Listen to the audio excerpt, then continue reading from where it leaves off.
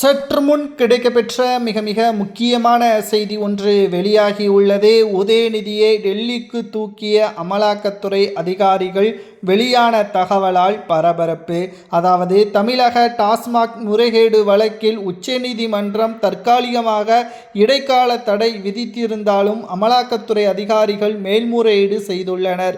இதில் குறிப்பாக தமிழக டாஸ்மாக் ஊழல் என்பது சுமார் 40,000 கோடிக்கு மேலாக அதிகரித்திருப்பதாகவும் இதில் பல்வேறு அரசியல் கட்சி தலைவர்களும் அமைச்சர்களும் அரசு அதிகாரிகளும் இடம்பெற்றிருக்கிறார்கள்.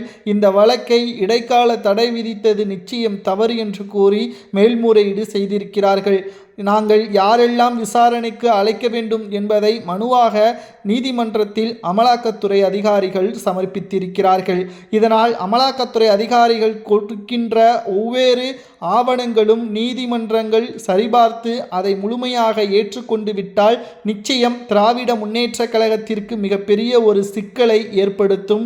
உதயநிதியின் பெயரும் இடம்பெற்றிருக்கிறது, செந்தில் பாலாஜியின் பெயரும் இடம்பெற்றிருக்கிறது, திமுகவின் எம்பி ஜெகத் ரட்சகனின் பெயரும் இடம்பெற்றிருப்பதாக தகவல்களும் தற்பொழுது கிடைக்கப்பெற்றுள்ளது. விசாரணைக்காக டெல்லிக்கு அழைத்து சென்றால் ஒட்டுமொத்த திராவிட முன்னேற்ற கழகத்திற்கு மிகப்பெரிய ஒரு சிக்கலாக மாறும். உதயநிதியையும் டெல்லிக்கு அழைத்து செல்வார்கள் அல்லது தூக்கி செல்வார்கள் என்ற தகவலும் சமூக வலைதளங்களில் வைரலாக பரவி வருகிறது. சனாதன பிரச்சனை வழக்கிலும் உதயநிதி அவர்கள்தான் மிக முக்கியமான நபராக பேசப்பட்டு வடமாநிலங்கள் முழுவதும் தேர்தல் நேரத்தில் உதயநிதியின் ஒட்டுமொத்த ஆடியோ, அதாவது சனாதானத்தை பற்றி பேசியதை மொழிபெயர்க்கப்பட்டு வடமாநிலங்களது பிரச்சாரங்களில் பாஜகவினர்கள் பேசியதாகவும் இதனால் இந்தியா கூட்டணிக்கு தோல்வியை தழுவியதாகவும் கூறப்படுகிறது. இதேபோல்தான் சட்டசபை தேர்தலில் தமிழகத்தில் டாஸ்மாக் முறைகேடு பற்றியான தகவல்களை மக்கள் மத்தியில் பாஜக கூட்டணி எடுத்து வைக்கப் போவதாகவும் தற்பொழுது தகவல்கள் கிடைக்கப்பெற்றுள்ளது. அதற்கு முன்பாக உதயநிதி அவர்களையும் செந்தில் பாலாஜியையும் டெல்லிக்கு அழைத்து சென்றாலோ அல்லது தூக்கி சென்றாலோ நிச்சயம் இது மிக பெரிய அளவிலான பேசும்பொருளாக மாறும் என்ற தகவலையும் நம்மால் பார்க்க முடிகிறது.